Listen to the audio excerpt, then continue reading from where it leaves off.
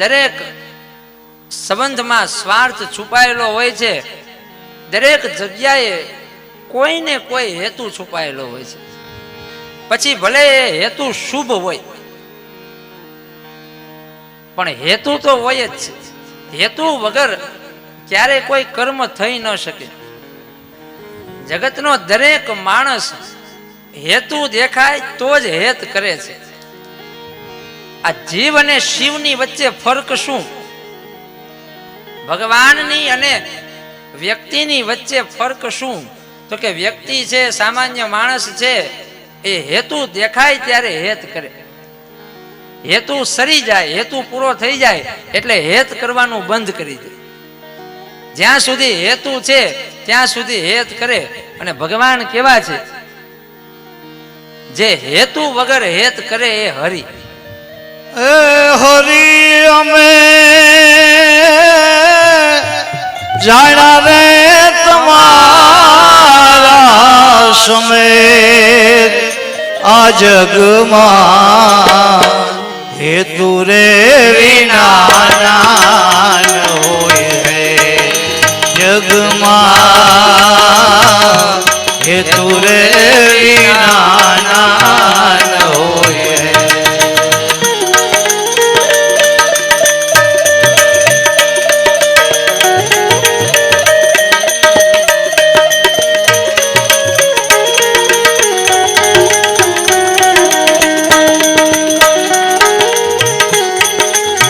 ગોસ્વામીજીએ માનસમાં કહ્યું છે, સુર નર મુનિ સબકે યહ રીતિ, સ્વાર્થ લાગી કરહી સબ પ્રીતિ. સામાન્ય પ્રેમ છે ને એ સ્વાર્થ જોયા વગર થઈ જ ન શકે. સામાન્ય માણસનો પ્રેમ છે એમાં પણ સ્વાર્થ છુપાયેલો હોય છે. માટે એ પ્રેમને વાસના કહે છે. વાસના સરી જાય એટલે પ્રેમ પણ જતો રહે છે. પણ ભગવાન કેવા છે? તો કે હેતુ વગર હેત કરે છે. કહે છે કે આ શરીર જ્યાં સુધી બરાબર હોય, ચાલતું હોય, આ શરીરથી માણસ છે સારા રૂપિયા કમાતો હોય, નામના કમાતો હોય, એટલે એની પાટલા ઉપર બેસાડીને પૂજા થાય. આવો આવો, બેસો બેસો, ફૂલના હાર પહેરાવવામાં આવે, વખાણ થાય. પણ એક વખત આ શરીરમાંથી જીવ ચાલ્યો જાય એટલે જેની પાટલા ઉપર બેસાડીને પૂજા થતી હતી એ જ માણસને કાઢો કાઢો, હવે જલ્દી આને લઈ જાઓ. શું કામ? કે હવે સ્વાર્થ રહ્યો નહીં. પાટરે બેસાડી જેના પૂજન થાતા ને, જ્યાં સુધી આ જીવી શકે. દેહો રે વિનાનો એનો આ દેહો રે વિનાનો એનો દેહો રે વિનાનો એનો આત્માવે તો ગગડી મૂકે છે કહી પ્રેમ આ જગમાં. હેતુ રે વિના નાનો હોય હેત જગમાં, હેતુ રે વિના નાનો હોય. બાપુજી અને બાના કારણે બધું ચાલતું હોય.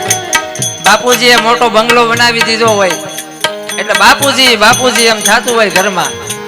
પણ એ બાપુજી જ્યારે જતા રહે પછી એનો એ દીકરો, એ દીકરાને બાપુજી દેખાય તો તરત એમ કહેશે કે હવે કોઈ માલમી માણસોને બોલાવો, કોઈ ભુવાને બોલાવો, આ ભૂત દેખાય છે. અત્યાર સુધી જેને બાપુજી બાપુજી કહેતા હતા એ જ બાપુજી શરીર વગર આવે તો એનો એ દીકરો એ પોતાના જ બાપુજીથી બી જાય. આ જ જગતનું સત્ય છે. સ્વાર્થ લાગી કરહી સબ પ્રીતિ. દરેક સંબંધમાં સ્વાર્થ છુપાયેલો છે અને માટે ભાગવત આપણને ભગવાનની ઓળખાણ કરાવે છે કે આ સંસારના જે સંબંધો છે એ તો સ્વાર્થના બંધનો છે. તમારે જો સંબંધ બાંધવો હોય તો એ સંબંધ ભગવાન સાથે બાંધો. અને માટે જ ભાગવતને આપણે સાંભળીએ એટલે આપણો ભગવાન સાથે બ્રહ્મ સંબંધ બંધાઈ જાય છે. પરસેવો પાડે રૂડા ખાતર પૂરે સુકામ કે મોંઘા દિએ છે મોલ કે. પરસેવો પાડે રૂડા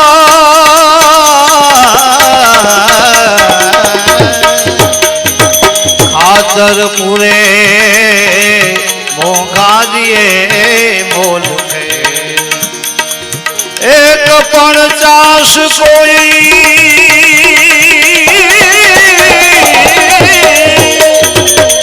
આ પાડે નહીં ભોમમાં. એક પણ ચાસ કોઈ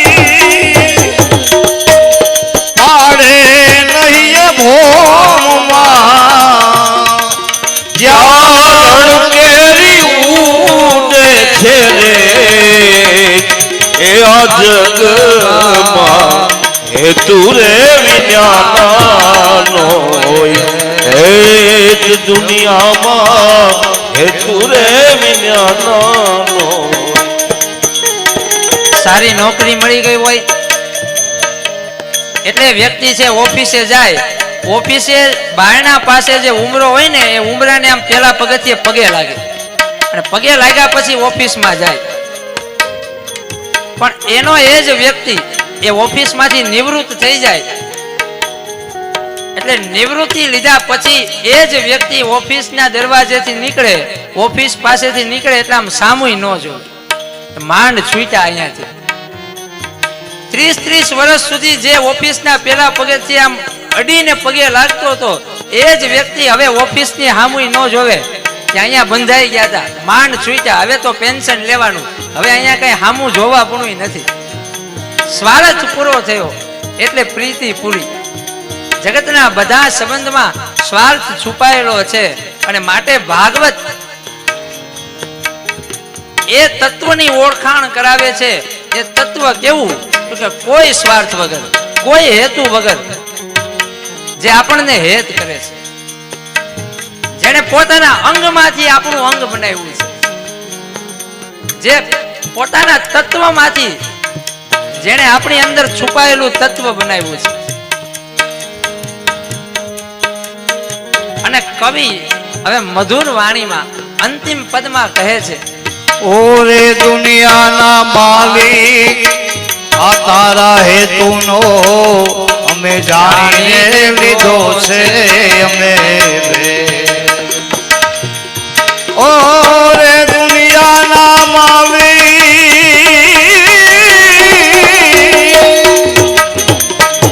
આ તારા હેતુનો જાણીને લીધો છે અમે. તારી રે લીલાને કાજે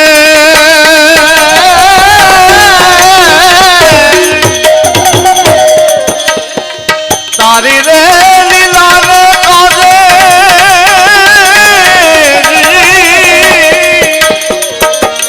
તારી રે લીલાને કાજે આ સૃષ્ટિ સર્જાવી એની શાખ પૂરે છે ચાલાવે આ જગમાં હેતુ રે વિના નાન હોય રે જગમાં હેતુ રે વિના નાન હોય હેતુ રે વિના નાન હોય. માણસ છે એ સ્વાર્થથી જ કર્મ કરે છે, સ્વાર્થ માટે કર્મ કરે છે. માટે માણસ જે કામ કરે એને કર્મ કહેવાય. અને ભગવાને આ જગત બનાવ્યું, ભગવાન પણ અવતાર લે છે, ભગવાન પણ અહીંયા આવી અને કર્મ કરે છે, સાથે રહે છે, ભગવાન પણ જમે છે, ભગવાન પણ રડે છે, ભગવાન પણ જીવની સાથે સંબંધ બાંધે છે. પણ આ ભગવાનનું કર્મ નથી. આને ભગવાનની લીલા કીધી છે. આ જીવમાં અને શિવમાં જો મોટામાં મોટું કોઈ અંતર હોય તો એ છે કે જીવ જે કરે એને કર્મ કહેવાય અને ભગવાન જે કરે એને લીલા કહેવાય. માટે કૃષ્ણ કથાને કૃષ્ણ લીલા કહે છે અને માટે રામ કથાને રામ લીલા કહે છે. આ રામની લીલા છે, આ કૃષ્ણની લીલા છે.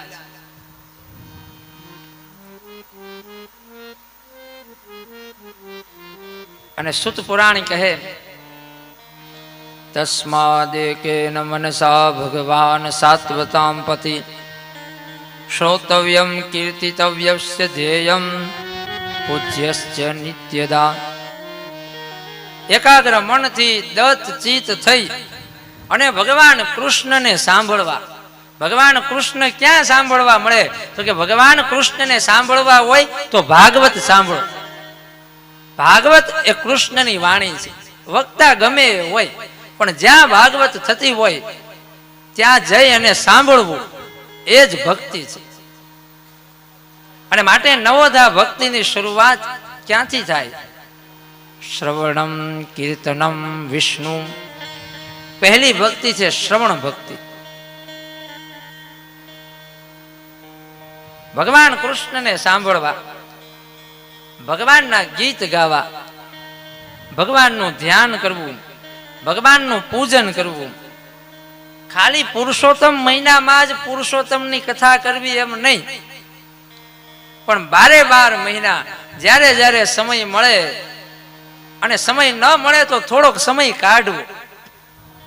ભગવાને આટલો બધો સમય આપણને આપ્યો છે તો આપણી પણ એટલી ફરજ છે કે ભગવાને આપેલા આટલા બધા સમયમાંથી થોડોક સમય ભગવાનનું નામ લેવા માટે, ભગવાનની કથા સાંભળવા માટે કાઢવો જોઈએ.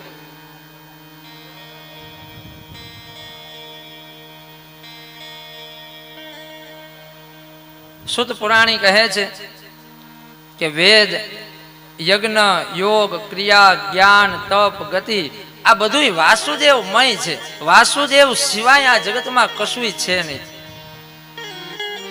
અને ભક્તિ એ શક્તિ છે કે જે નિરાકારને સાકાર બનાવે છે. ભક્તિ એ શક્તિ છે કે જે નિર્ગુણને સગુણ બનાવે છે.